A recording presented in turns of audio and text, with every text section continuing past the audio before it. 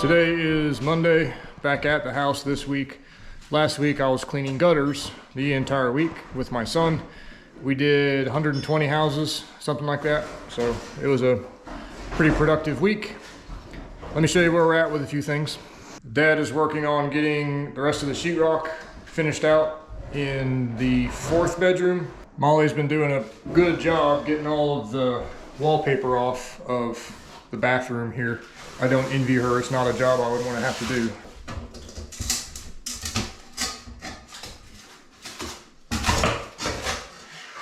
Molly's going to be continuing to take the wallpaper off of this wall. Pretty groovy old blue pattern. Interesting old stuff.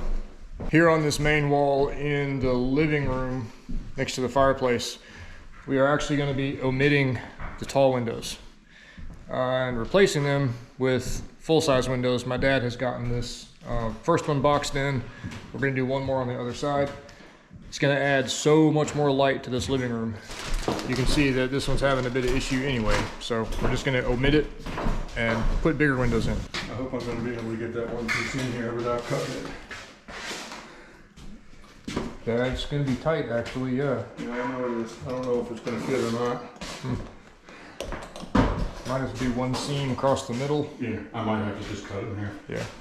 I have this piece of sheetrock cut to go in the back of that closet, and it's just the right size, but many times you can't get the piece through the door. So you got to cut it, right, and then put it in 2 pieces, even though it's the right size for the back wall. The joys of sheetrock. I borrowed a stump grinder from Molly's brother and got the stump from that cedar tree taken out here, and then 4 or 5 other ones around the property.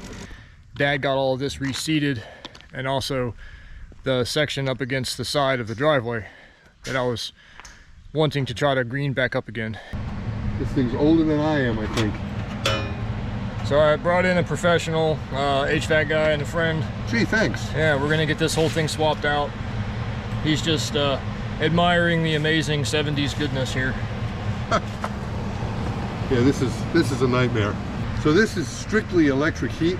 Yep. And a blower, and they added a coil over here. And I don't know when that was added, but this is probably original to the house. 1972. I have officially ordered the kitchen. We are definitely going with the Amish built kitchen. Really looking forward to that. Man, he's loud. We went ahead and did the down payment, and that'll be here in about a month. Let me show you what Bruce is doing. Here in the garage, they had so much stuff on the walls that it made the whole thing kind of uselessly little, even though it's a huge double garage on this side. So we're taking out all of the old, badly put together everything. Sort of just going back to a blank slate so that the new homeowner can put in proper shelving and make it a lot better. I did test the old whole house central vacuum cleaner, and it does work, so score. It is a Fasco from the 70s, but man, the thing's still powerful and it works great, so we're gonna leave it. And here in the workshop, we still have a bunch of junk. That's the first thing that I'm gonna be doing today, is getting rid of all of the junk, getting everything cleaned out, so we can just sort of have a clean palette, as it were.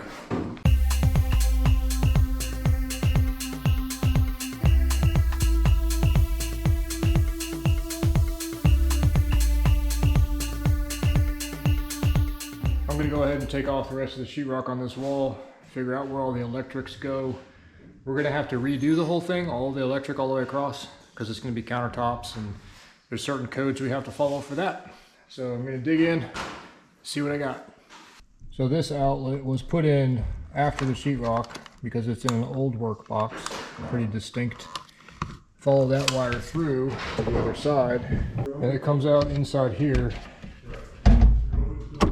through the wall, and then follows up to another outlet here, and continues to follow up to this switch.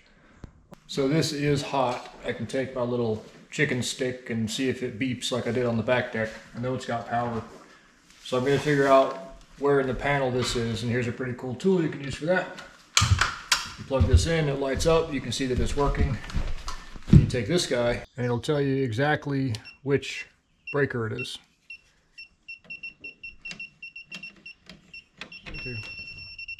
Right there.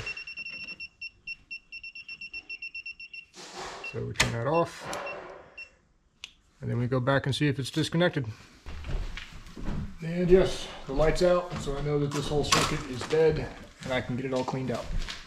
Having done maintenance work and repair work for so many years now, almost 3 decades, it still surprises me when I see stuff like this. This is the reason why I always say for electric, especially for electric, if you don't know what you're doing exactly, do not bodge it together. So what we have is a switch. On one side is a 12 gauge, on the other side is a 14 gauge that nuts together a 14 gauge and a 12 gauge, and then 2 12s and a 14 all nutted together. A 14 gauge cannot take the same amount of current that a 12 gauge can. So if the breaker doesn't flip, if the 14 gauge gets up to 15 amps, it can burn. Don't do this if you don't know what you're doing. I'm gonna have to just rip all of this out and start over because I don't even know where most of these wires go. Okay, if you're ready to get a starting point, you can go ahead and walk over and get lunch if you want to start. Okay, that'll be fine. Where in the world does that go?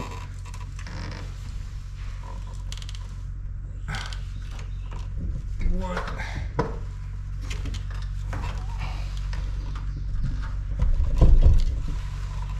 Really?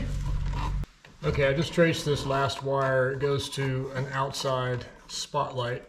This is 12 gauge, it's the correct size. So I'm actually going to replace the electric to this so that I can keep that light outside. It's a good idea. But not in this, it needs to be in an actual junction box. So I'm going to make this go away.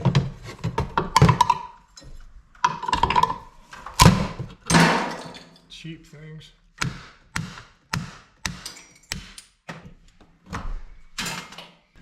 So this one is the 2 lights in the eave outside. I'm also going to keep this. Just going to put it in a correct junction box because this is stupid. All right, see ya. Thanks.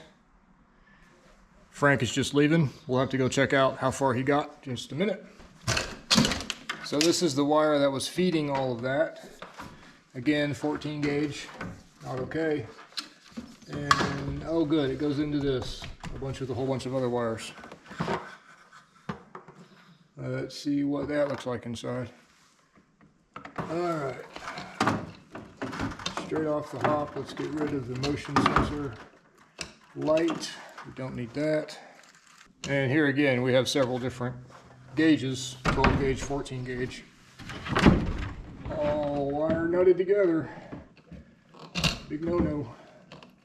Little 14 gauge jumpers going between 2 12 gauge wires.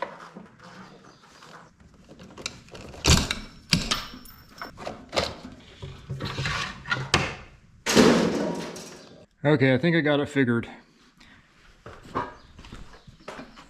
Coming out of the wall is a 12 gauge that goes to the panel, supplying this outlet, which is for the whole house vacuum.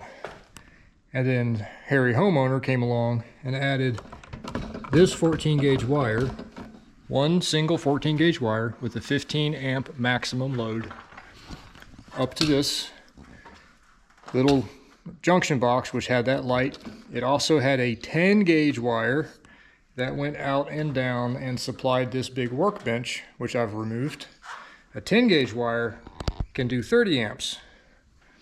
It also supplied that wire that we just took off a minute ago to 2 outlets over on that side and an exterior light. All of that running off of one single 14 gauge wire. I am absolutely amazed that more houses, more older homes haven't just flat burnt to the ground, because, you know, I don't want to try to throw rocks. I certainly don't know whoever the gentleman was that used to live here. He's long deceased. But you just got to be really, really careful with electricity. Plumbing or structural can't burn your house to the ground. Electricity can and does.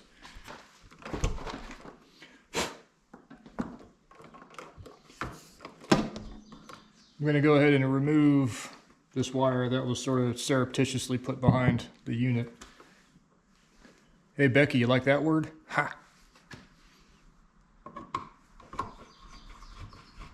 Actually, no. I'm not going to just remove that wire. I'm going to remove the whole box and replace it with a code-approved one, which this is not anymore. Also going to take out the old switch, which is no longer hooked up because it is now superfluous.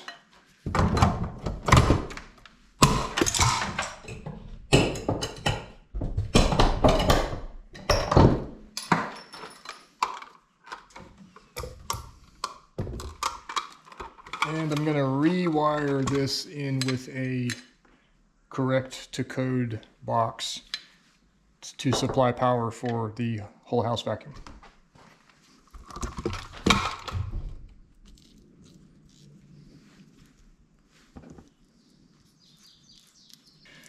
And with this secure, I'll go turn that breaker back on, get some lights back in the garage.